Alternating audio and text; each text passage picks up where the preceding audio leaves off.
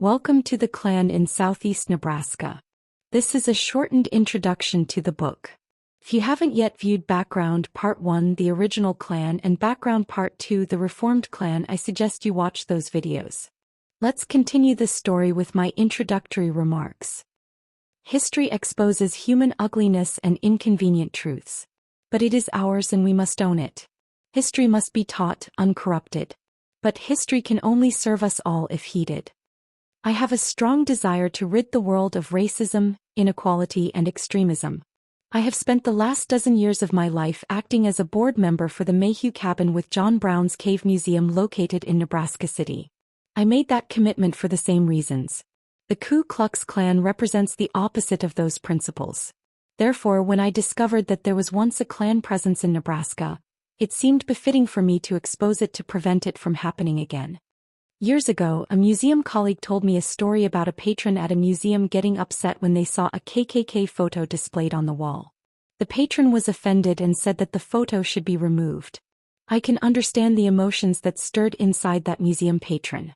The Klan is a hate group responsible for murders, atrocities, and terror across the country.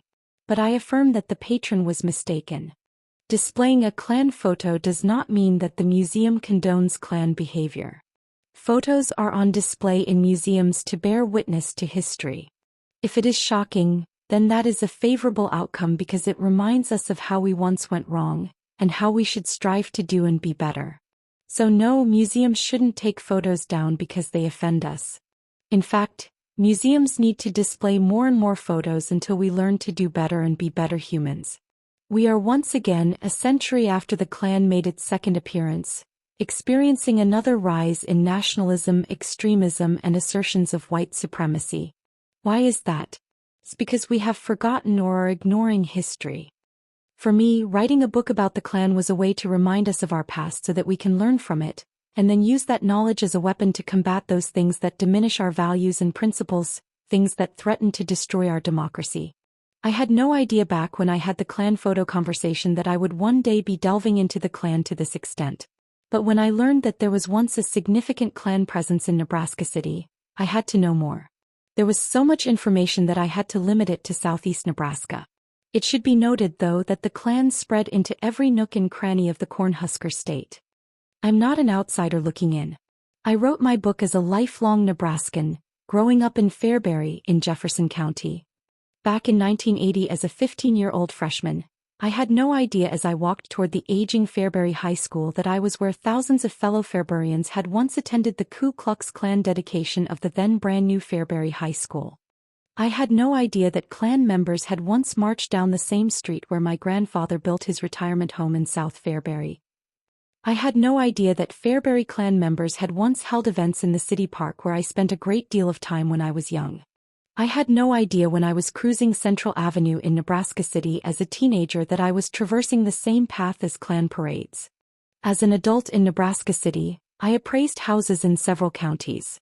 I had no idea that the many beautiful courthouses I visited while working had been the locations of Klan lectures and cross burnings.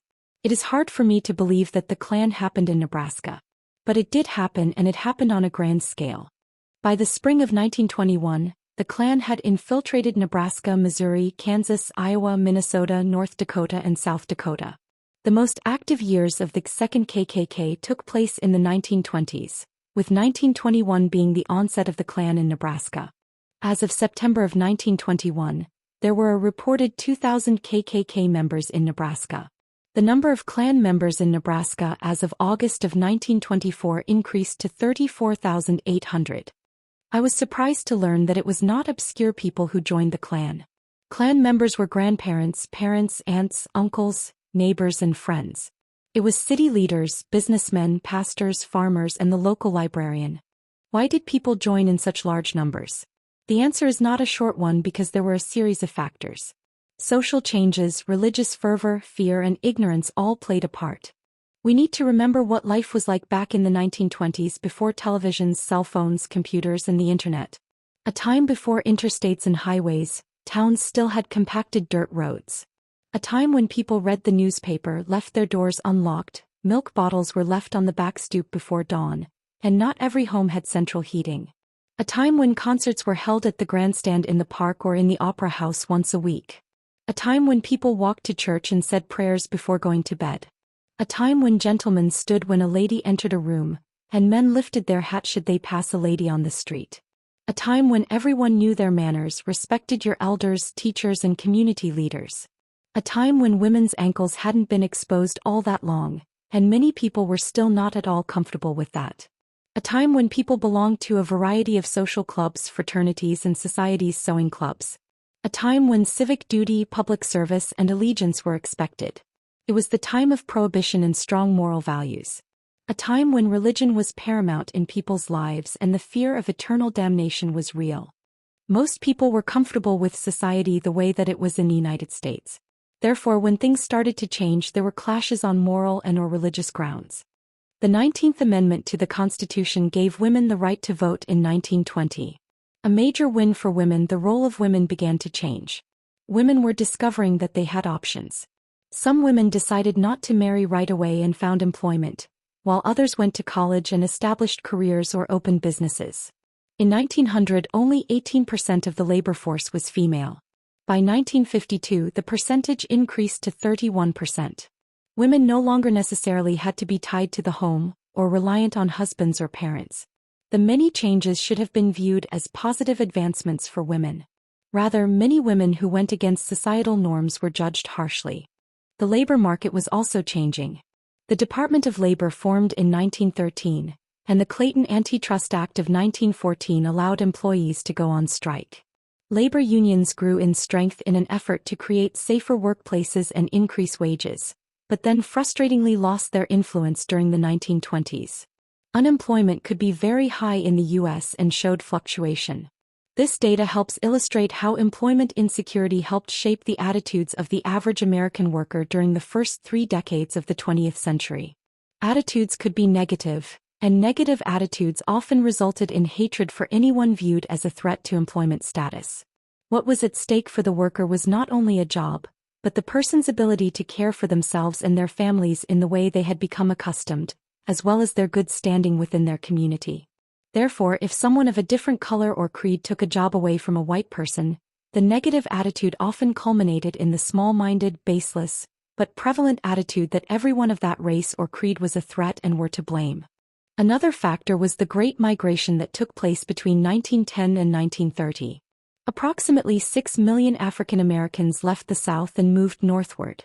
Racism has always existed in the United States, more prolific and evident in the South.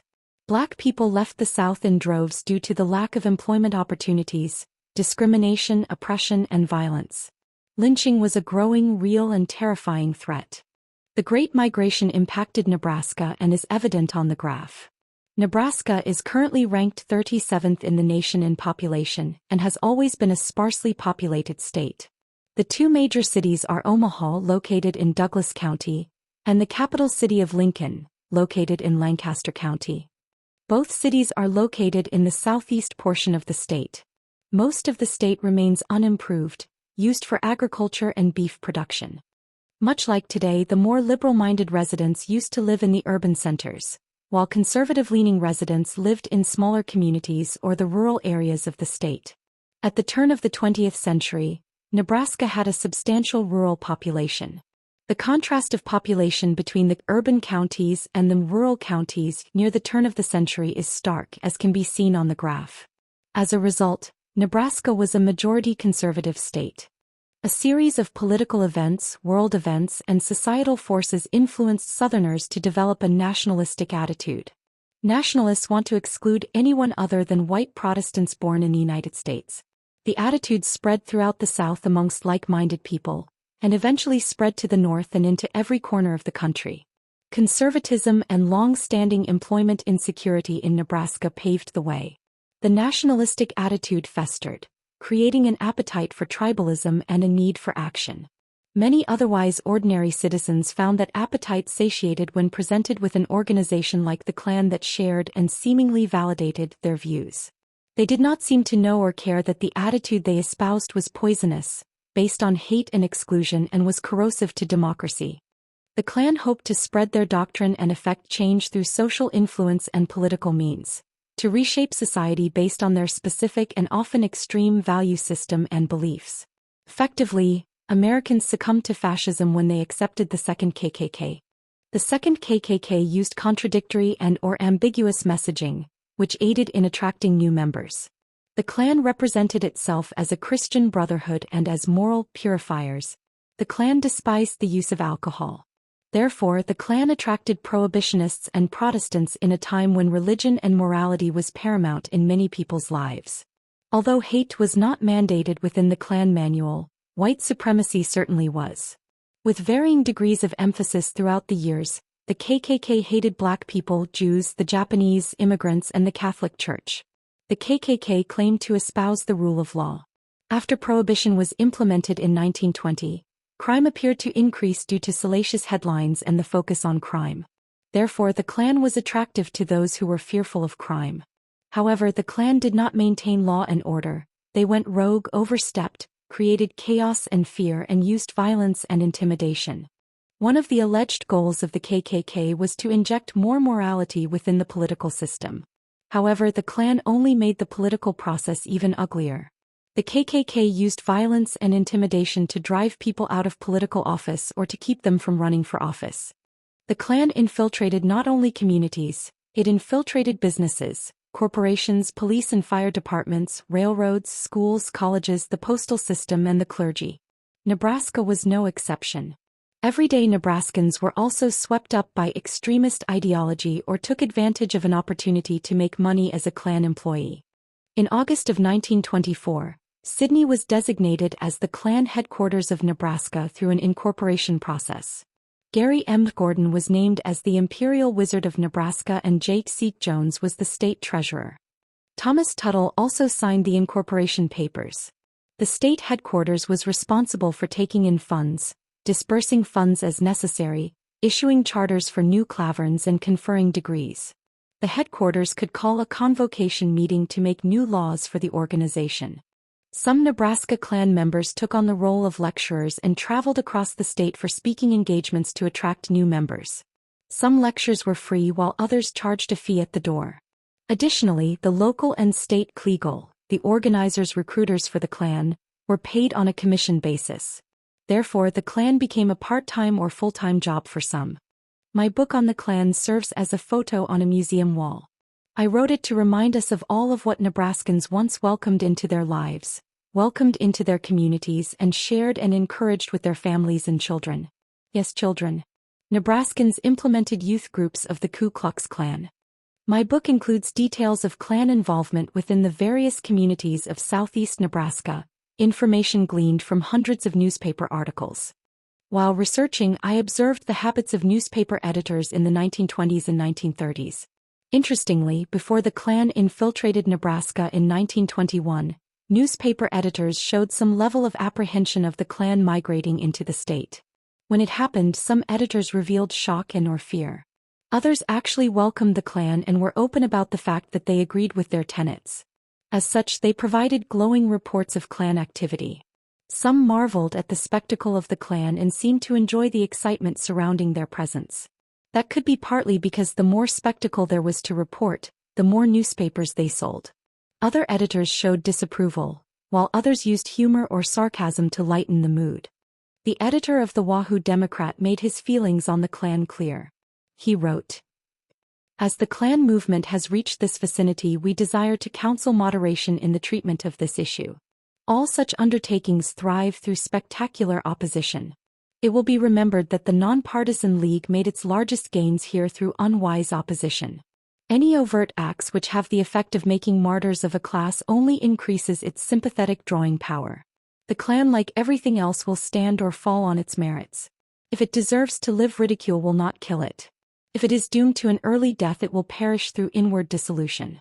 The people can be trusted to fathom the usefulness of this new order and give it only what consideration it deserves, provided untoward acts of opposition are avoided. The right of free speech should not be abridged, and the right to worship religiously according to the dictates of the individual conscience must not be interfered with. These are constitutional privileges which should be respected regardless of individual convictions as to right or necessity therefore.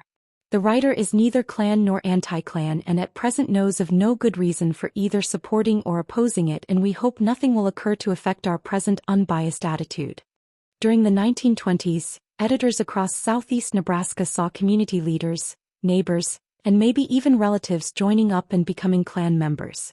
Therefore, eventually reporting on the Klan in Nebraska became monotone, as if it was commonplace, just like any other social event, just like any other club holding a meeting. Organized hate became commonplace. The dehumanization of any human being considered to be in the category of other became commonplace. That, and a general acceptance of the Klan, is what became evident. This researcher found those revelations very disturbing.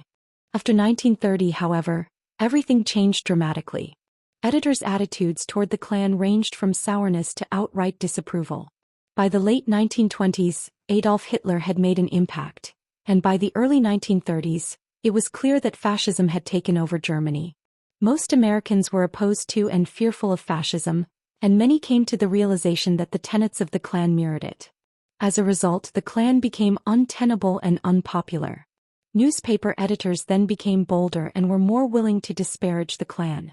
My feeling is that with the decline in membership numbers, the intimidation factor faded, and editors became more comfortable expressing themselves. If you read my book and are a fellow Nebraskan, you will likely see street names, buildings, names, and landmarks that you recognize. In a way, I hope you take it as personally as I did.